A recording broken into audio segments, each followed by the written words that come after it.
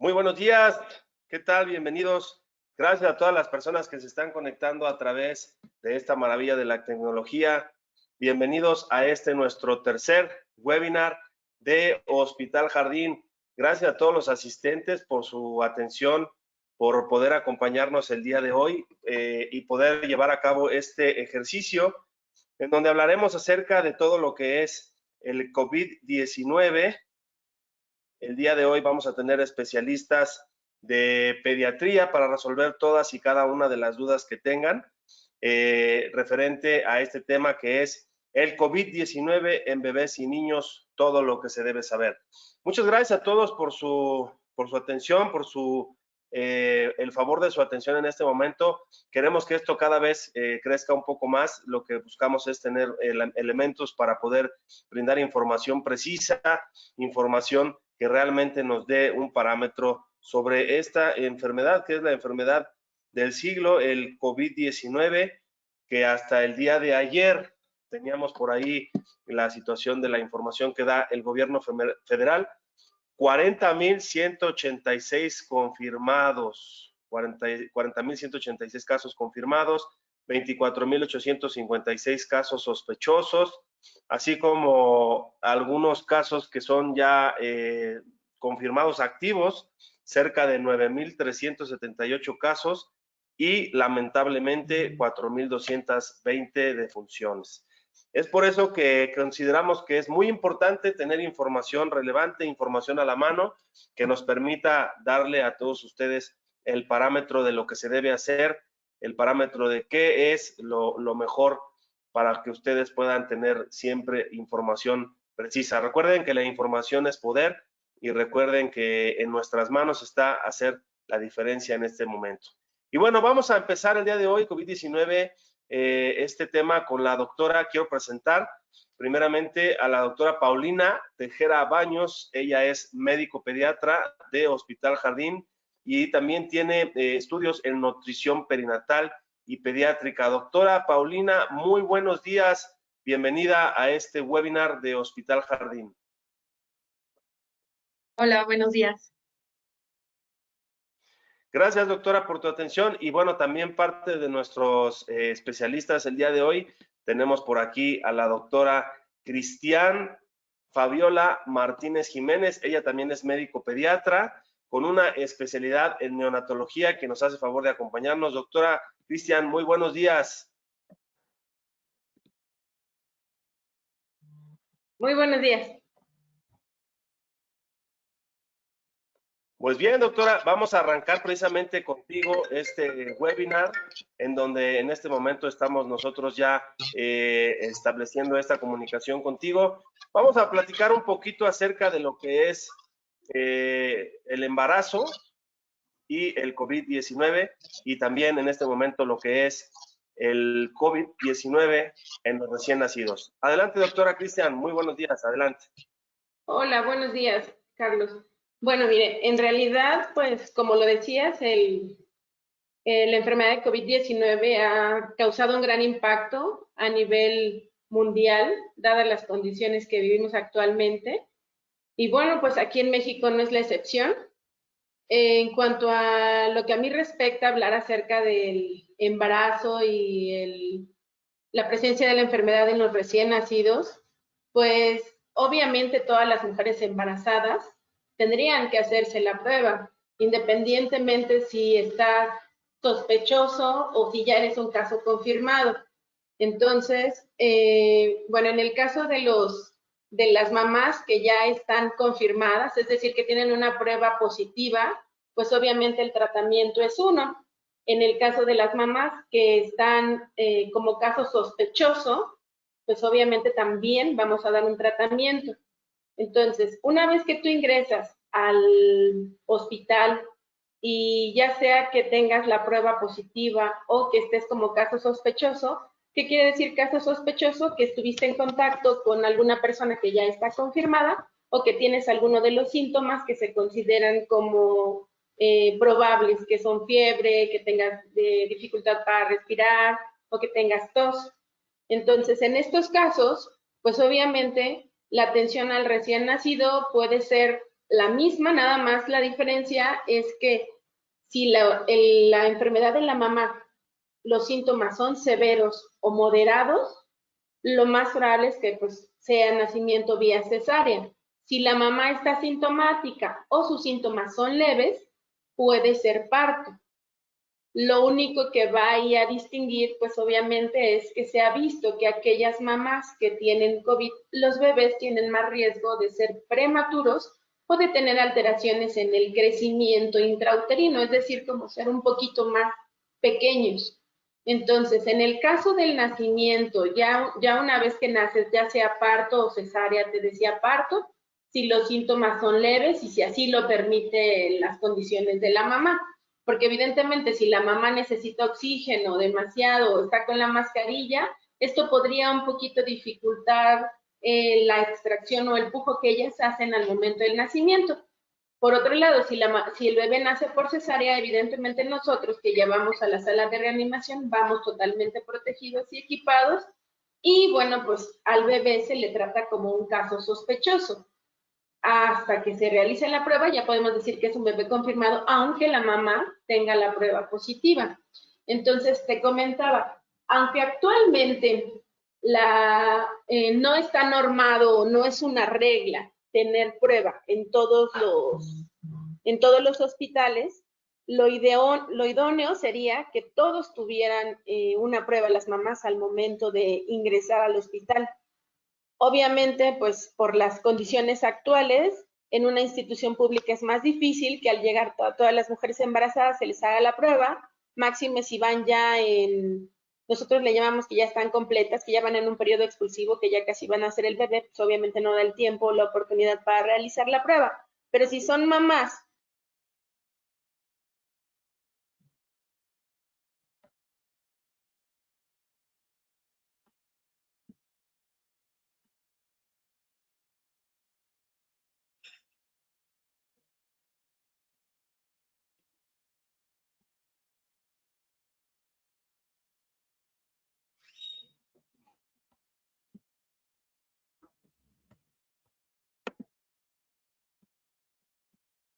la enfermedad o se contagia en el último trimestre, es decir, del sexto al noveno mes, no es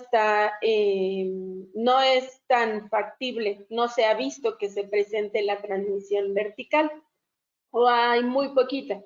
Entonces prácticamente lo refieren como que es poca la transmisión o el riesgo de transmisión si es en el último trimestre. Entonces, ya tu bebé nace, entonces hay dos caminos principales para tomar. El primero es, si la mamá está grave y hay que mandarla a un servicio de terapia intensiva, bueno, pues entonces nosotros recibimos al bebé y lo mandamos a un área que es como un área aislada. Entonces, en esta área aislada, el bebé va a estar monitorizado para ver cómo está su temperatura, qué síntomas presenta. Y la primera prueba para decir si un bebé va a ser confirmado o no, se hace en las primeras 24 horas. Hay lugares en donde se puede repetir la prueba al tercer día, pero bueno, lo idóneo es hacerla las primeras 24 horas y si la puedes repetir. Si el bebé está asintomático, quiere decir que es un bebé que tiene un peso mayor de 2,5 kilos, 3 kilos, que es un bebé que está estable, que ya se monitorizó 24 horas y no tiene ningún síntoma, lo ideal es buscar un familiar que no tenga, que no haya tenido contacto reciente con la mamá contagiada o sospechosa, es decir, que esté libre de síntomas y de cualquier probabilidad de estar contagiado, y a este familiar cercano que puede ser la abuelita, que bueno, no se recomendaría si fuera mayor de 60 años, o puede ser la tía, o pueden ser algún familiar cercano a los papás, bueno, a ellos se les entrega el bebé si es que la mamá pasó a un área de terapia intensiva. Lo que se pretende es que sea un egreso rápido para manejar el aislamiento en casa, con seguimiento vía telefónica por parte de nosotros los médicos, en donde estamos en vigilancia estrecha. Obviamente se tiene que manejar como forma aislada, 14 días mínimo en casa, entonces tienen que estar cuidando los familiares de usar cubreboca, el bebé evidentemente no va a poder utilizar cubreboca, pero sí tenemos que cuidarnos de lavarnos perfectamente las manos, ponernos el gel que corresponde para preparar su alimento. Sabemos que evidentemente si la mamá pasa terapia intensiva no lo puede lactar, entonces ya se va con el familiar y bueno, eso es en cuanto a un aspecto. En cuanto al tamiz, que es otra de las quizá preguntas que se podrían generar en los papás, bueno, en algunos hospitales se ha recomendado que sean las primeras 24 horas antes del egreso, ya que normalmente lo hacemos después de las 48 horas. Entonces, si se puede realizar en las primeras 24 horas para evitar que saquen al bebé para poderle tomar el tamiz y aplicarle también las vacunas, por ejemplo. Pero bueno, el esquema de vacunación, ese sí se respeta, son 2 las vacunas al momento del nacimiento. Y bueno, ese es en el primero de los escenarios que la mamá se fuera a la terapia intensiva. Si la mamá tiene síntomas leves o moderados que le permiten estar en una habitación, se maneja el aislamiento conjunto. Entonces, en este aislamiento conjunto, el bebé va a permanecer en el cuarto de la mamá, pero no en colecho. Quiere decir que no se van a dormir en la misma cama, sino se van a dormir, bueno, al bebé lo van a dejar en una cuna, idealmente una incubadora, y si no, pues una cuna, si están en el hospital, que esté a 2 metros de distancia de la cama de la mamá. Obviamente la mamá tiene que traer su cubrebocas puesto, lavado de manos, y en cuanto a la lactancia, sí se puede realizar. ¿Por qué? Porque se ha visto que tanto en líquido amniótico como en la leche no se ha detectado el virus. Entonces sí se puede realizar la lactancia e incluso cuando nacen vía parto o cesárea puedes dar apego temprano, que quiere decir que nace el bebé y se lo puedes colocar en el pecho a la mamá. ¿Vale? Entonces, en ese sentido no hay y es una situación idónea. Pero bueno, entonces dejamos en el alojamiento conjunto. En este alojamiento conjunto vamos a estar vigilando a ambos. A las primeras 24 horas realizamos la prueba en el bebé y bueno, si se puede también tomamos el tamiz metabólico y bueno, vamos a seguir la vigilancia subsecuente. Ahora bien, si ambos están en condiciones ideales para darse de alta, egresan a casa, pero van a estar aislados 14 días. Podemos repetir la prueba según las condiciones de los pacientes al tercer día.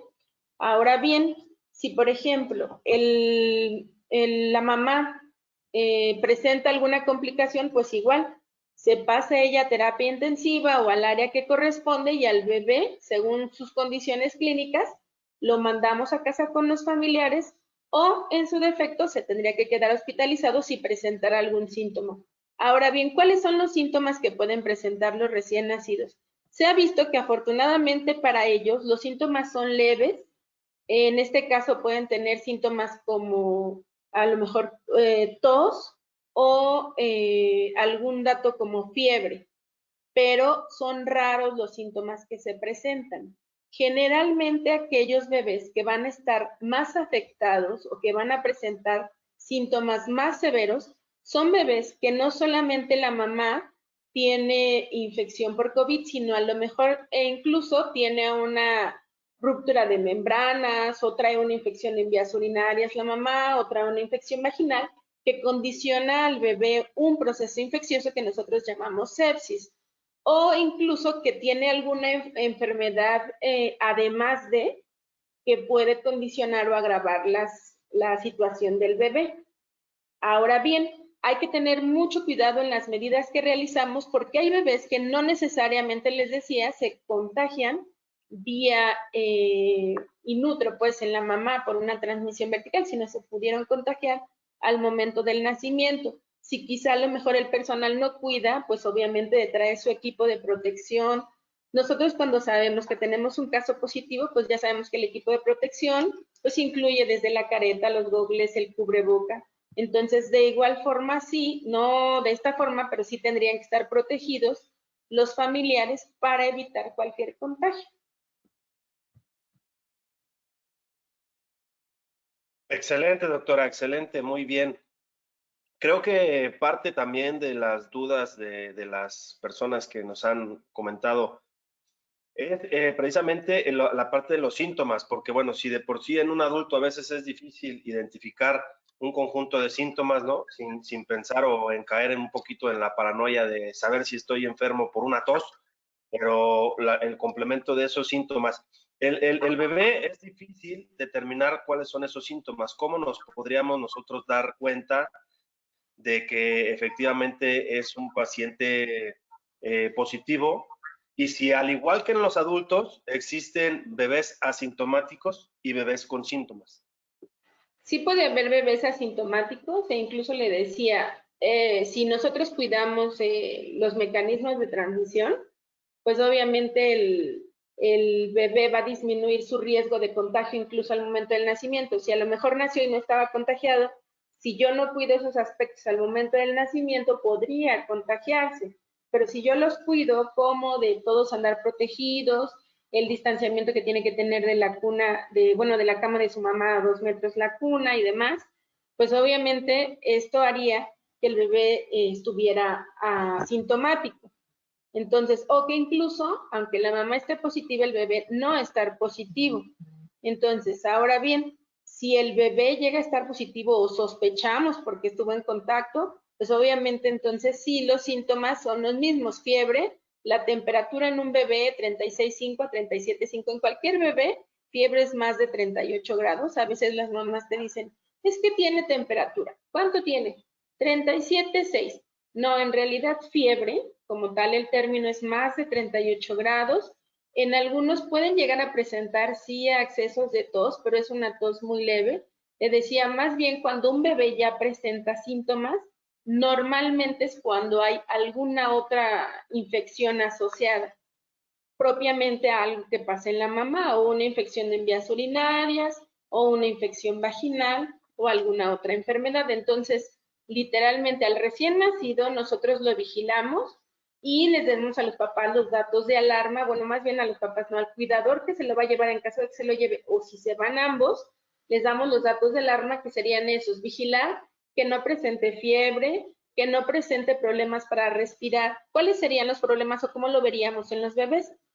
Sí, obviamente vemos que su naricita cuando respira como que se infla de más, pero constantemente, no así como que voy a bostezar y la inflo tantito la naricita. No, o sea, si constantemente se está inflando esto, le llamamos nosotros aleteo nasal. Si cuando le estás vigilando en cama, notas que sus costillitas están notándose como si le costara más trabajo inflar su toraxito. Y también si, por ejemplo, está respirando más veces, como que lo viésemos agitado. Ellos normalmente respiran entre 40 y 60 veces por minuto. Si tú ves como que tu bebé se está agitando, lo ves con aleteo, lo ves que está como moradito de los labios o de las uñas, eso es un dato obviamente indicativo de que te lo tienes que llevar a urgencias. Y les decía, nosotros cuando ya damos de alta a un paciente que está sospechoso por la mamá, no porque la prueba primera me haya salido negativa, ya significa, ya no lo vigilo y ya se va a su casa y ya. No. Evidentemente tenemos que dar ese seguimiento y hablamos por teléfono con los familiares y ellos saben que ante cualquiera de estos datos tienen que hablar o en su defecto acudir a su servicio de urgencias. Muchísimas gracias, doctora. Muchísimas gracias por esta información. Creo que es muy importante que todos y cada uno de las personas que se están conectando entiendan muy bien esta parte de la sintomatología y que obviamente, como bien comentas, pues bueno, que acudan directamente al médico. ¿No? Vamos a regresar un poquito más adelante contigo. Vamos a continuar con el tema. Vamos a pasar ahorita a la presentación de la doctora Paulina, quien nos va a hablar precisamente ya de COVID en niños. Doctora Paulina, muy buenos días, bienvenida a este primer webinar. Dejamos Hola, muy buenos días. cámaras y micrófonos. Buenos días. Buenos días. Bueno, buenos días a todos los que están pues conectados, viéndonos ahorita. Yo les voy a hablar de lo que es el COVID-19 en niños. Realmente es un tema muy controversial, ya que pues todos conocemos y todos hemos escuchado hablar sobre lo que son los síntomas y de los pacientes graves, que en su mayoría son los adultos. En este caso, en los niños hay muy poca epidemiología, evidencia, pues más que nada nos basamos como en las cifras que se tuvieron en China, que es lo que han utilizado actualmente la Asociación Mexicana de Pediatría, así como la Asociación Española de Pediatría, ya que en los niños, pues, la identificación de los síntomas y el diagnóstico, pues, es muy diferente, ¿no? Los niños, pues, sabemos que se enferman aproximadamente de 6 a 10 veces por año, les da fiebre, una infección viral que es de las que más frecuentemente llegan a tener, pues es fiebre de bajo a alto grado, y realmente para lograr identificar si es un niño con COVID o no, pues es muy difícil, ¿no? Porque es el pan de cada día, sobre todo en el área de pediatría, un niño con fiebre. Es una de las principales causas de consulta en nuestra área. Quiero comentarles un poco de la epidemiología, la que se muestra en la revista de Pediatrics para el 4 de mayo, perdón, de este año, en donde se referían hasta ese momento más de 150,000 casos en más de 170 países, 150,000 casos en general. De estos, pues los predominantes son en adultos y escasas cifras se vieron en niños. En China, que también está mencionada por la Asociación Mexicana de Pediatría, se vieron más de 2,000 casos sospechosos en niños, que correspondía al 2% de toda la población infectada, que van de los 0 a los 19 años, con una media de 7 años, y 4% de estos 2,000 casos fueron confirmados por pruebas virológicas. En México, hasta el momento, pues se han reportado aproximadamente 26 casos, que no podemos decir que son los casos reales, porque como ya les comenté, o sea, una infección en los niños es tan frecuente que no a todos los niños les vamos a hacer la prueba para saber si es COVID o no. Estos 26 casos fueron en menores de 18 años de edad y 73% se vieron en lo que son niños de 10 años o más. En sí, los pacientes pediátricos pueden ser asintomáticos. Se dice en la literatura que el 90% de los niños van a ser asintomáticos. Así como lo comentaba también la doctora Cris, en neonatos, pues es la mayoría, pues pueden no presentar síntomas. En los niños, los síntomas pueden ser muy inespecíficos. Los pacientes graves los podemos ver más en la etapa preescolar, que son aquellos niños que van entre los 2 y los 5 años de edad, y en los lactantes que van del primer mes de vida hasta el primer año de edad. Son los más propensos a tener una enfermedad grave. Y así como aquellos niños que tienen alguna enfermedad crónica, inmunosupresora, cáncer, por ejemplo, o hemato-oncológica. No tenemos cifras en sí registradas en México de mortalidad de niños. En la literatura está reportado un caso de mortalidad, pero pues en sí no podemos saberlo. Hasta ahorita no tenemos las cifras detectadas. Se ha visto que los niños que tenemos en terapia intensiva en la unidad de cuidados intensivos pediátricos, que sí tienen una enfermedad respiratoria grave, son aquellos en los que se han encontrado, localizado pocos resultados positivos para COVID-19. La mayoría de ellos tienen otros virus asociados. Voy a compartir una información. Es algo rápido nada más para que veamos aquí cómo podemos ver todos los agentes etiológicos de las neumonías asociadas, adquiridas, en la comunidad por grupos de edad y por orden de prevalencia. En los menores de 3 semanas, que son los recién nacidos, los principales agentes etiológicos que podemos ver ahí son bacterianos y son adquiridos por la vía de nacimiento principalmente. Aquí, como les comentaba yo, los niños que se ponen más graves son aquellos que están en la etapa preescolar y de lactantes 3 semanas, 3 meses, en donde vemos que son los virus respiratorios los principales. En estos virus respiratorios, actualmente el virus más común o más frecuente asociado a estas neumonías es el metaneumovirus. Asimismo, tenemos virus sincitial respiratorio, rinovirus, y en una cantidad tenemos al coronavirus no COVID-19. De hecho, se han hecho pruebas en niños en los que vemos que tienen una neumonía, que están graves, hospitalizados en la unidad de cuidados intensivos pediátricos, intubados, en los que se ha localizado, se ha identificado el coronavirus no COVID-19. Son muy pocos los que se han identificado con este virus. Y también aquí vemos de los 4 meses a los 4 años, en donde entra la etapa de preescolar, en donde vemos que también la principal causa o la etiología principal de las neumonías son igualmente los virus respiratorios, pero estos virus respiratorios, como ya les comentaba, son todos los anteriores más que el COVID-19. Entonces, lo que puede... ¿Perdón? Muchísimas gracias, perdón, adelante, adelante. Ah, sí. Bueno, aquí hay muchas dudas de los papás también de cómo saber si mi hijo, si no, si los síntomas que tienen pueden ser COVID, no pueden ser COVID. Hay que tener mucho en cuenta, igual que en los adultos, necesitamos pues la definición operacional, ¿no? Que sabemos que es tos, fiebre, cefalea. En los niños es muy difícil que un niño llegue y te diga, me duele la cabeza, bueno, un niño pequeño, ¿no? Lo que pasa con ellos es que los vemos muy irritables, están muy llorosos. Un niño que llora y no come, algo tiene, ¿no? Entonces son bebés que están llorositos, no quieren comer, todo el tiempo están irritables. Podemos suponer que se sienten mal. La fiebre puede estar o no presente, ¿de acuerdo? Este es un punto súper importante porque llegamos a decir, ¿tiene fiebre sí o sí? Entonces, pues es caso sospechoso. Pero si llega un niño, en lo que actualmente hemos visto que son los síntomas más frecuentes en los niños, que también ya se ha visto en adultos, son los síntomas gastrointestinales. Podemos tener un niño, sobre todo en la etapa de los escolares y de los adolescentes. Son niños que vienen con enfermedades o alteraciones gastrointestinales, se presentan sobre todo con lo que es diarrea, vómito y dolor abdominal, sin fiebre, sin ningún otro síntoma y podemos pues incluso confundirlo. Eso es lo complicado en esta parte de la pediatría, porque pues un niño que nos llega con dolor abdominal, podemos decir, está constipado, no ha hecho el baño, eh, tiene una colitis, ¿no? Entonces, lo que menos nos vamos a imaginar es que pudiera ser COVID-19. ¿Qué hacemos?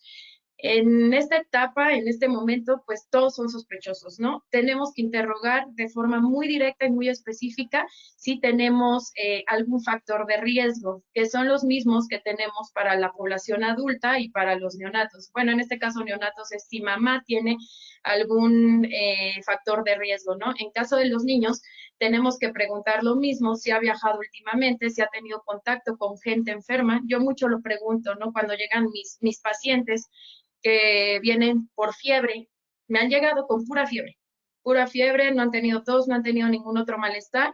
Y sin embargo, la principal pregunta es, ¿hay alguien enfermo en casa o alguien de casa con factores de riesgo, ¿no? Alguien que esté trabajando fuera, que sea personal de salud, que haya convivido con gente enferma en los últimos 14 días. ¿Por qué? Porque si eso, a todas esas respuestas damos un sí, entonces mi niño se vuelve un caso sospechoso, aparte de los síntomas.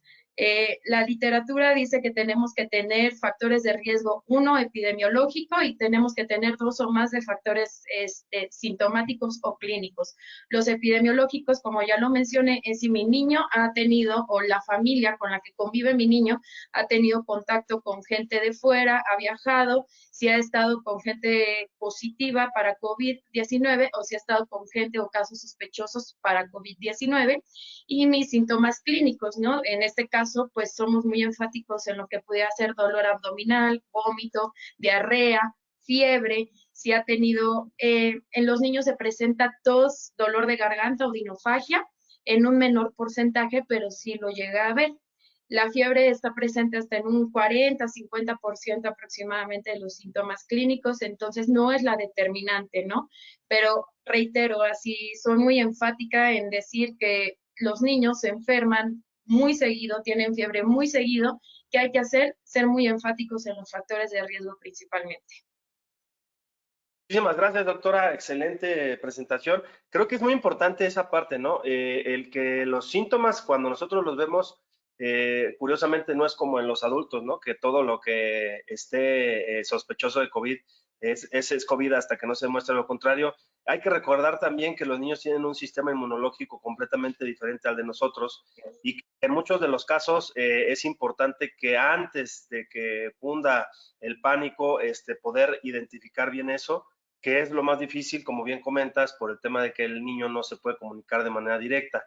¿Cómo podríamos nosotros decirle a la población, a nuestra gente que nos está viendo en este momento, los puntos principales, así como en el caso de que ya tuviéramos una sospecha muy fuerte, ¿en qué momento hay que sí acudir al médico y en qué momento podríamos pensar en decir, vamos a esperar a que esto se desarrolle? Lo que comentaba la doctora hace un momento, hay pacientes asintomáticos en la mayoría de los casos. ¿En qué momento sí acudir al médico y en qué momento podríamos pensar que podríamos esperar y ser un manejo conservador?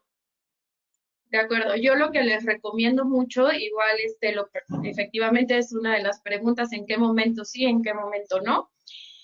Cuando hay síntomas que generan pues un malestar general, ¿no? Cuando, sobre todo lo que es fiebre, tos, en los niños sí se llega a identificar esta parte de los síntomas respiratorios graves, obviamente ahí es dato de alarma, es una urgencia, en los que ya hay parte de la dificultad respiratoria, hay datos muy específicos por grupo de edad, pero en general son datos pues evidentes, ¿no? Si tengo un bebé, igual como lo mencionaban en un neonatito, que tiene estas respiraciones que son rápidas, profundas, tenemos la parte en que se les notan las costillitas, tenemos el aleteo nasal, son datos de dificultad respiratoria ahí en los que evidentemente tenemos que acudir a un servicio de urgencias. Ahora bien, si un niño me presenta fiebre, aparte de todo tiene mal estado general y tos, por ejemplo, dolor abdominal, vómito, diarrea, que es muy importante esta parte del vómito y diarrea, hay que acudir porque son las principales causas de deshidratación en la edad pediátrica. Estos niños son los que generalmente tienen síntomas, pero no se presentan de forma grave como una dificultad respiratoria. Si un niño tiene fiebre, o sea, lo podemos comunicar, ¿no? Vía telefónica, como se los he comentado, a los papás de mis pacientes. Si hay un caso sospechoso en la familia, un caso confirmado, pues lo mejor sería hacer la prueba al niño, aunque el tratamiento pues va a seguir siendo el mismo, es un tratamiento sintomático y pues obviamente la cuarentena en los 14 días en casa.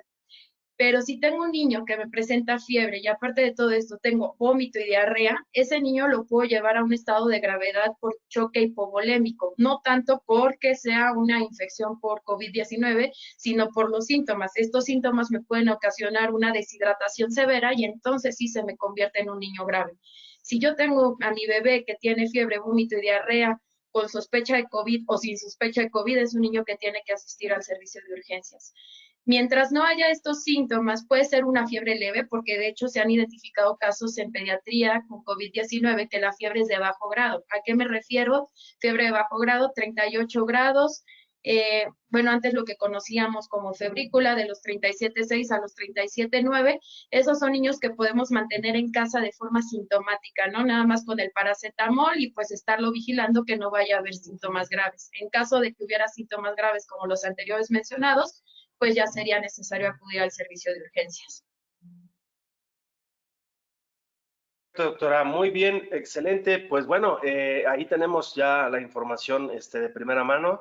Les recordamos que a partir de este momento iniciamos la sesión de preguntas para nuestras doctoras, que con mucho gusto nos van a ir resolviendo todas y cada una de nuestras dudas. Recordarles también a toda la gente que en Hospital Jardín se tiene el servicio de pediatría de manera continua. No tenemos pacientes COVID porque no somos un hospital que reciba pacientes COVID, así es que ustedes pueden acudir, obviamente con las precauciones necesarias para sus consultas de control de niño sano, para las consultas que pudiera haber en caso de alguna situación de sospecha ante cualquiera de estos elementos. Vamos a regresar con la doctora Cristian. Doctora, estamos observando cuáles serían los cuidados de los bebés, o sea, de los recién nacidos en casa, cuando estamos enfrentándonos a una pandemia. No necesariamente que esté infectado, pero sí cuáles son los cuidados que tenemos que tener cuando hay un bebé recién nacido en casa en esta época de COVID. Ok, perfecto. Mira, primero, antes que algo que se me ha pasado hacer esa observación es que a manera de a todas las mujeres embarazadas que nos están viendo, que yo espero que sean varias, por favor cuídense mucho, no salgan a la calle si no es estrictamente necesario para una consulta, una revisión, un ultrasonido porque se sintieron mal. No salgan porque me ha tocado ver en la panadería, bueno, yo que tengo que seguir trabajando, vas en el carro y ves así como en la farmacia. Entonces hay muchos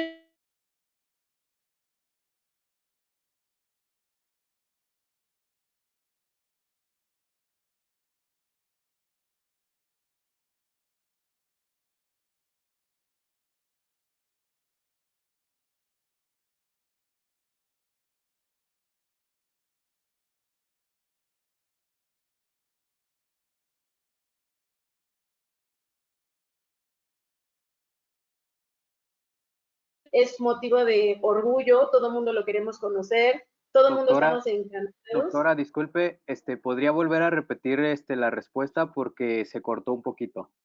Ah, ok, perfecto, perdón. Les decía que en cuanto a los cuidados de un recién nacido, ya si dejamos de lado que si está sospechosa la mamá o si es un bebé sano, va naciendo. Entonces, los cuidados en esta pandemia son que tenemos que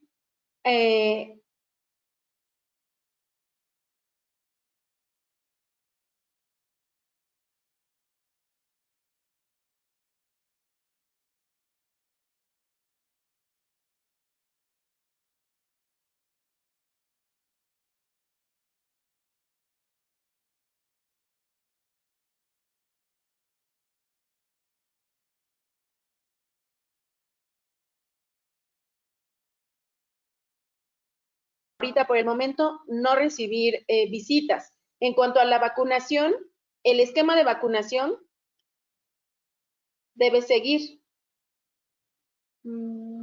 Doctora, le quité la cámara porque se seguía cortando el audio. Por favor, continúe con la respuesta. Si puede regresar un poquito, como unos 15 segundos a lo que estaba comentando. Ok, perfecto. Solo audio, perfecto.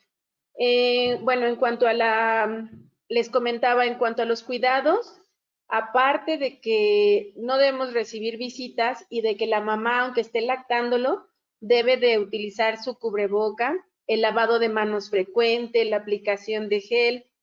Si el bebé por algún motivo no lo logra complementar la mamá y amerita que sea suplementado con alguna fórmula, de igual forma tenemos que lavar perfectamente los biberones, esterilizarlos y con las manos limpias prepararlo.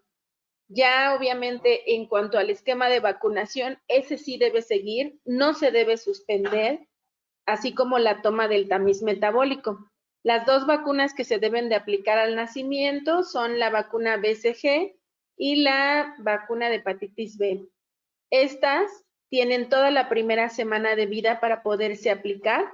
Normalmente la recomendación que yo les hago a los papás es que vayan y pregunten en el centro de salud más cercano a sus domicilios o la clínica del IMSS o del ISSSTE que les corresponda y ellos vayan sin el bebé, pregunten si las vacunas están disponibles y ya que estén disponibles o pueden hacer una cita o pueden preguntar cuál es el horario que menos gente tiene en esa clínica y a esa hora llevar al bebé. Lo llevan al bebé y regresan a casa y lo bañan, le cambian toda la ropa y los cuidados como hacemos con un adulto cuando obviamente sales a la calle, ¿no? En este caso los bebés pues no utilizan zapatos, pero sí lo ideal es llegar, los cambias y los bañas. Entonces, pero el esquema de vacunación no se debe suspender, no está suspendido. Las unidades de medicina preventiva siguen administrando vacunas, solamente tenemos que checar que exista disponibilidad en la unidad más cercana a nuestro domicilio. Ya si no existiera, evidentemente todos los pediatras o la mayoría tenemos acceso a las vacunas en nuestro consultorio para su administración y pues ya sería cuestión de organizarse con su pediatra. Excelente, doctora, excelente. Muchísimas gracias. Por ahí tuvimos un pequeño problemita técnico, pero bueno, es parte de lo mismo. Recuerden que estamos completamente en vivo. Y agradeciendo de antemano el que estén conectados en este momento viendo nuestro tercer webinar. Y vamos a empezar con la sección de preguntas y respuestas. Gracias a todos los que están conectados. Vamos a empezar con una pregunta del señor Claudio Rivas para la doctora Paulina. Nos pregunta él, en el caso de nosotros como hospital privado, ¿cuáles son los protocolos que se deben de atender para poder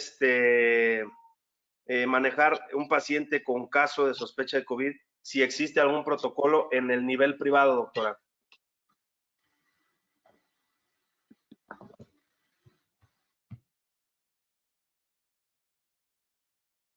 Sí, bueno, en este caso, aquí en el Hospital Jardín, lo que nosotros tenemos, y pues la mayoría de los hospitales en sí, es un área para el triage respiratorio, así lo llamamos nosotros.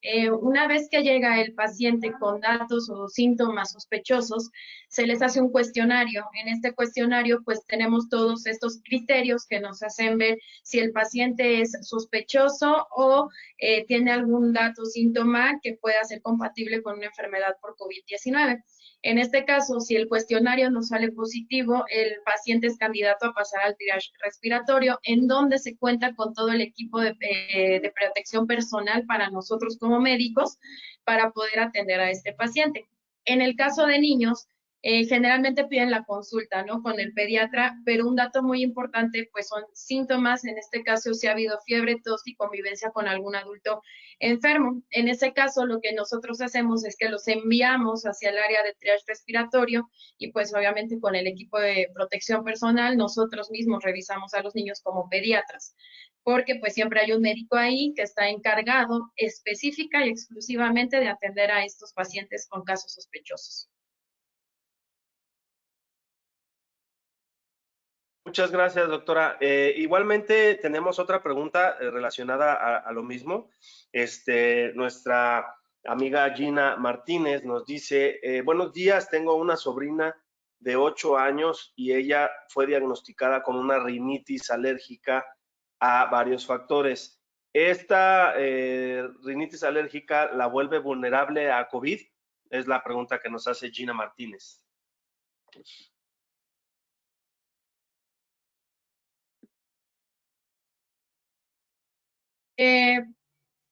Sí se han observado casos, igual que en adultos, en donde las alergias nos hacen más vulnerables a contraer la infección por COVID.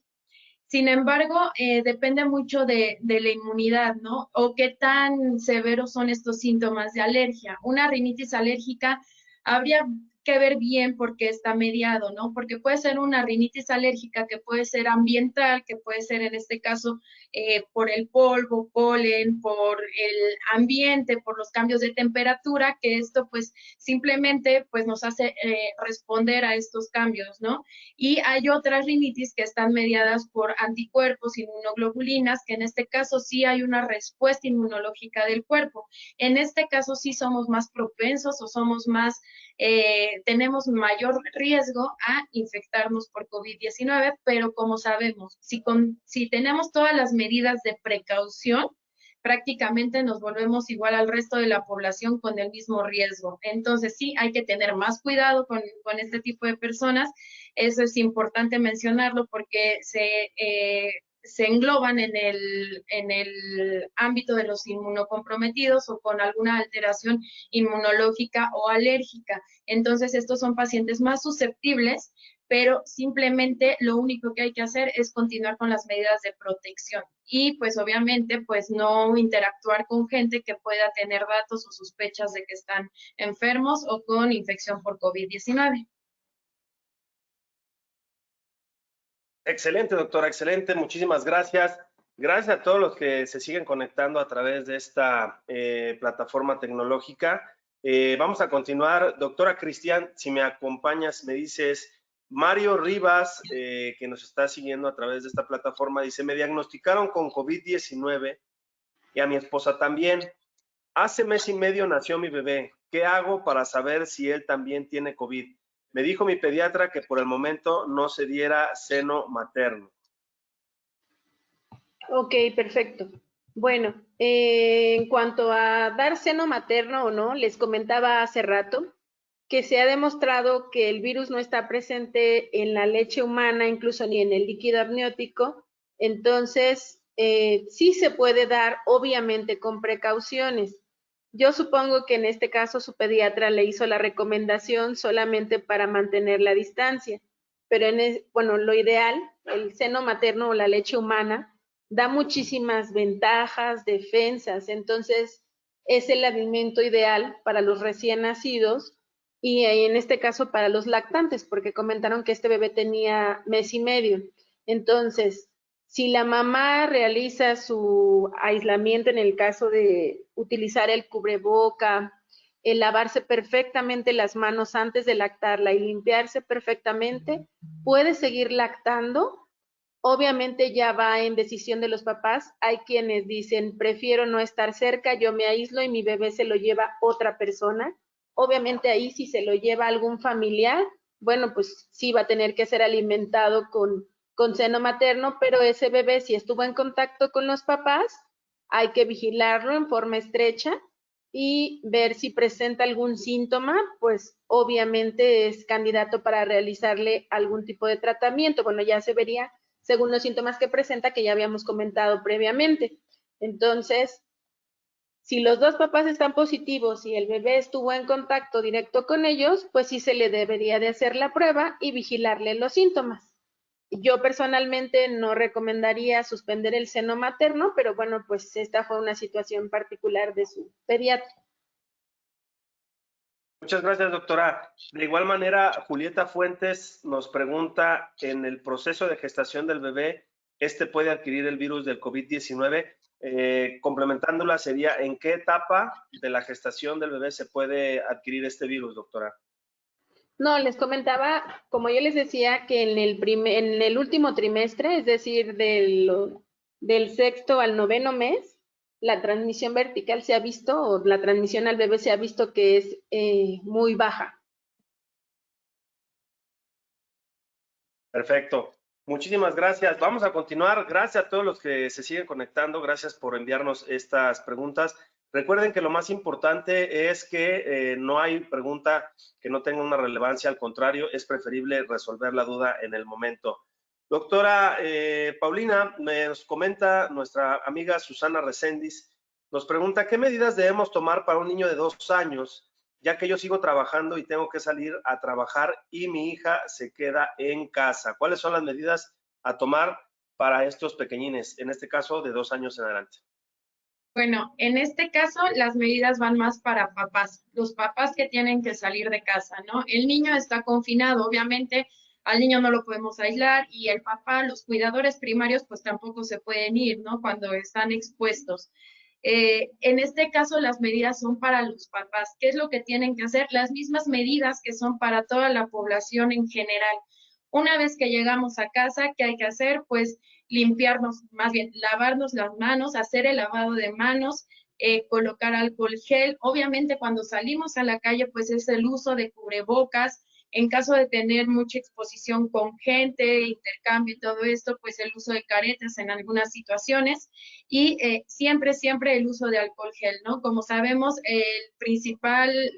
la principal protección que podemos tener es el cuidado con uno mismo, que es a partir de la higiene de manos y porque este es un contagio pues por contacto y por gotitas de flujo, ¿no? De saliva, de estornudos, por la vía respiratoria. Entonces, protegernos nosotros que salimos de casa para proteger a los que están dentro. El pequeño no debe tener, mientras esté confinado, mientras esté en casa, mientras el pequeño no tenga convivencia con gente de fuera, a él no tenemos por qué darle alguna medida de protección extra, sino más bien las medidas las tienen que seguir tomando los papás que van fuera y llegan a casa, sobre todo cuando llegan a casa, pues como nosotros, ¿no? Llegar, lavarnos las manos, cambiarnos zapatos, cambiarnos ropa y incluso en algunos casos cuando estamos muy expuestos, dependiendo, pues es meternos a bañar también, ¿no? Entonces, reitero, el cuidado es para nosotros que estamos fuera más que para el pequeño que está dentro de casa. Muy bien, doctora, muchísimas gracias. También se comunica con nosotros Samantha Abril. Nos dice, hola, buen día. Si un paciente es COVID-19 y, por ejemplo, tiene una diarrea, ¿se le da un tratamiento para la diarrea? Si se puede o no se puede. ¿Y qué es lo que le puede afectar darle este tratamiento a este paciente, doctora Paulina? En este caso, tenemos que saber pues la edad del paciente, ¿no? Realmente, si es un paciente pediátrico y tiene diarrea, únicamente diarrea, no vómito, es mismo manejo, hidratación. ¿Por qué? Porque como lo mencionaba, los niños se deshidratan muy rápido. Entonces, si tenemos pérdidas por medio de las evacuaciones, el riesgo es de que se deshidrate y pueda convertirse en una situación grave. En este caso, lo único en los niños, independientemente que sea COVID o no, pues no se les debe de parar la diarrea porque es un mecanismo de defensa, ¿no? Es forma en la que expulsamos pues todos estos patógenos que nos están haciendo daño. Entonces, lo que hay que hacer es la rehidratación. Ya en caso adulto, la verdad es que ahí pues no me voy a meter mucho. Supongo que sí se les puede dar algún antidiarreico, pero en ese caso yo no sabría si tiene alguna contraindicación o no con la enfermedad por COVID. Pero si es un niño, es hidratación, hidratación, no cortar la diarrea y es seguir hidratando. Si en este caso no se puede hidratar y las diarreas son muy abundantes, lo mejor es acudir a un servicio de urgencias. Así es correcto. Ante todo, poder acudir directamente al servicio médico cuando ya tenemos casos ya complicados o casos fuertes, ¿no? Muchísimas gracias, doctora. Vamos a continuar con la sesión de preguntas y respuestas. Doctora Cristian, nos comenta Jonathan Villeda. Dice, ¿qué tal? Buenos días. Mi pequeño tiene 6 meses de edad y ayer le hizo como si le faltara el aire y cabe mencionar que no ha tenido ningún signo de alarma adicional a esta pequeña falta de aire. ¿Esto es normal? Nos pregunta Jonathan Villeda, doctora Cristian. Bueno, en realidad habrá que ver qué fue en realidad lo que hizo como para saber que le hacía falta el aire. Hay bebés que pueden llegar a presentar ciertos datos de reflujo o regresan un poco de alimento hacia la boca, a veces no lo expulsan del todo, sino se lo quedan en la boca y entonces ellos hacen el esfuerzo por pasarlo y a eso nosotros le llamamos como si le faltara aire, pero no significa precisamente que sea como tal dificultad para respirar. Solo por ese dato no podríamos pensar que es un paciente que está dando síntomas de COVID. Obviamente habrá que checar que cómo está la temperatura, que no tenga, si se le pongan azulitas las uñitas o la boca, entonces sí podríamos sospechar, pero solo hacer como que le falta el aire podría ser dato de reflujo, puede ser algún dato, a lo mejor estaba bostezando. Entonces, no solo por un síntoma podemos hacer diagnóstico, habrá que estarlo vigilando.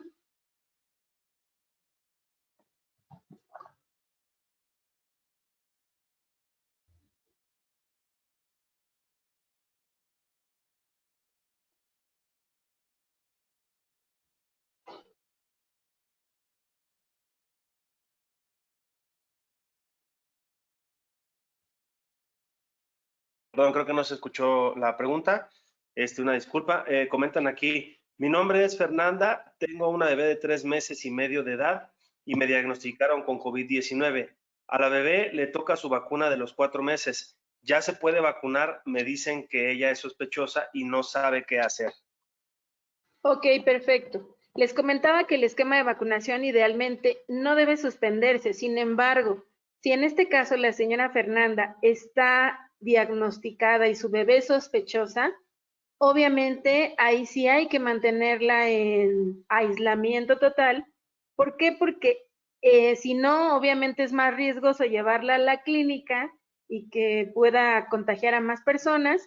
Independientemente de que pueda o no contagiar, también otra situación que se presenta es que cuando uno está enfermo no te deben de aplicar ninguna vacuna porque per se ya modifica tu sistema de defensas y si ya está alterado por la infección que tienes en este momento, esa sí es una indicación para no aplicarle vacunas a los bebés cuando tienen, por ejemplo, datos de una infección de vía respiratoria. Entonces, en este caso en específico, yo le recomendaría que se esperara esos 14 días de aislamiento e incluso 3 semanas y acudir a su centro de salud a aplicación de vacunas. Puede primero, como les decía, ir a preguntar si hay disponibilidad de las mismas y ya con cita acudir directamente a administrarle las vacunas. Por retrasarse 2 o 3 semanas no va a haber ningún problema. Incluso hay ocasiones en las que por algunas enfermedades o hospitalización de los bebés las atrasamos un mes y esto no afecta el esquema, siempre y cuando se las administremos una vez que esté recuperado.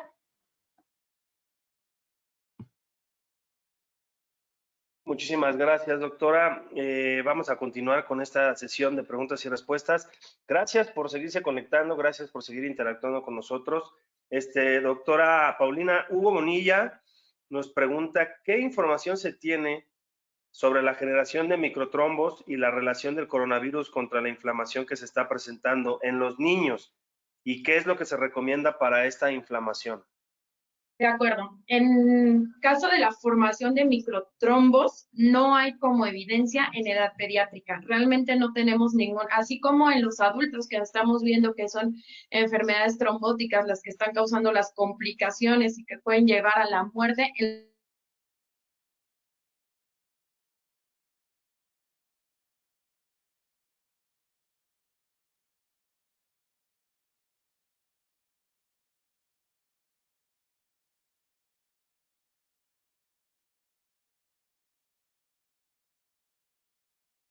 Bueno, pues tenemos por ahí algún problemita técnico. Estamos nuevamente en la sección de preguntas y respuestas.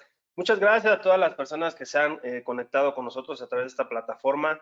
Saludos hasta Ensenada, Baja California, que nos están viendo por allá. Saludos también a Guadalajara, Jalisco. Saludos a Estado de México. Saludos a Hidalgo. Se están comunicando con nosotros. Ya estamos por ahí, doctora. Se cortó por ahí tu transmisión. Si retomamos nuevamente el tema. Gracias. ¿Ya se oye? Sí, adelante, adelante. Comentaba que en los niños no hay ningún dato, ninguna evidencia de que haya formación de microtrombos como en los adultos, que pues son causa de las complicaciones de la enfermedad por COVID-19 y que incluso los llevan a la muerte. En caso de los niños, la única inflamación que se ha identificado en sí es a nivel pulmonar, que es la causante pues del síndrome de dificultad respiratoria agudo grave, y en este caso los manejamos como cualquier enfermedad respiratoria de vía respiratoria baja. Sí se ha documentado que el uso de esteroides es la pauta en el tratamiento a este nivel, pero que no se debe de usar de más de 3 a 5 días. Es el único manejo que hasta ahorita se ha visto como para contrarrestar el patrón inflamatorio a nivel pulmonar. En caso de los microtrombos, la verdad, no hay como una evidencia como tal para poder hablar a nivel pediátrico. Muchas gracias, doctora. Francisco Gerardo nos dice también para ti esta pregunta.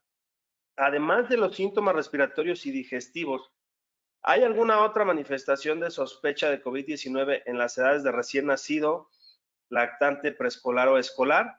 Y nos manda un gran saludo desde Pachuca, Hidalgo. Él es el doctor Francisco Gerardo Baños Paz. En este caso sí hay manifestaciones, se han observado sobre todo lo que son manifestaciones a nivel cutáneo.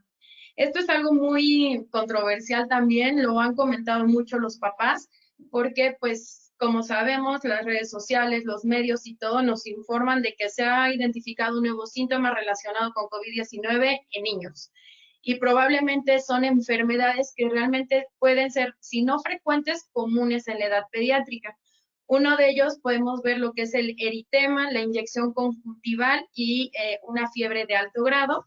Esto, pues nosotros, no sé si lo han visto en la literatura porque lo han mencionado mucho, que se ha relacionado con lo que es la enfermedad de Kawasaki, que es una vasculitis, y esta vasculitis se puede dar por cualquier infección, no necesariamente por una infección de COVID-19, pero como es una infección viral y los niños que son susceptibles pueden presentar estos síntomas, claro que sí, y pueden presentar estas alteraciones, que sobre todo lo vemos a nivel cutáneo con la aparición del eritema, ¿no? Entonces, en este caso es uno de los síntomas también que podemos presentar en niños. Muchas gracias, doctora, muchas gracias. Saludos también hasta Pachuca, Hidalgo, donde nos están observando a través de este webinar. Doctora Cristian, nos comenta Erika Jiménez, dice, ¿es recomendable el uso de cubrebocas o careta en bebés de 1 año? Pues solamente si los vamos a sacar a la calle. En realidad, cubrebocas, aunque sean muy pequeños, los más pequeños no les quedan a los bebés de 1 año.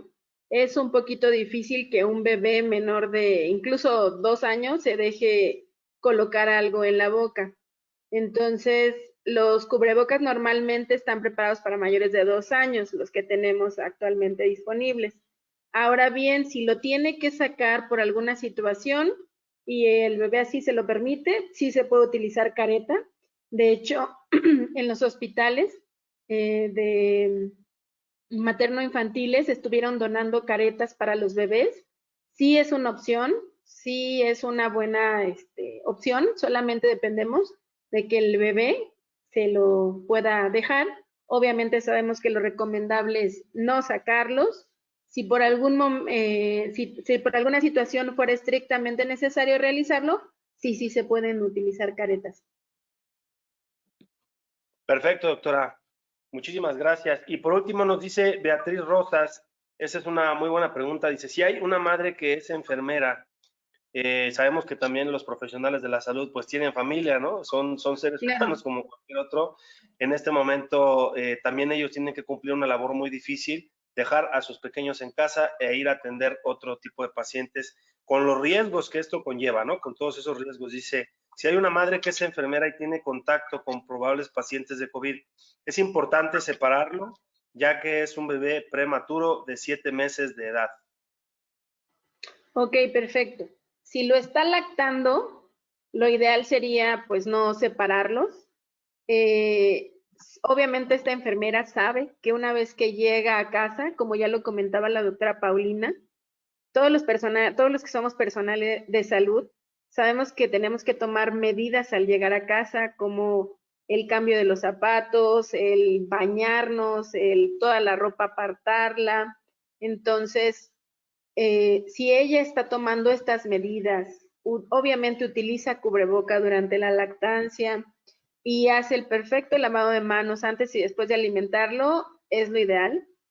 No voy a decir que no, yo tengo compañeras que han preferido incluso aislar a sus bebés y se los dejan a sus familiares más cercanos.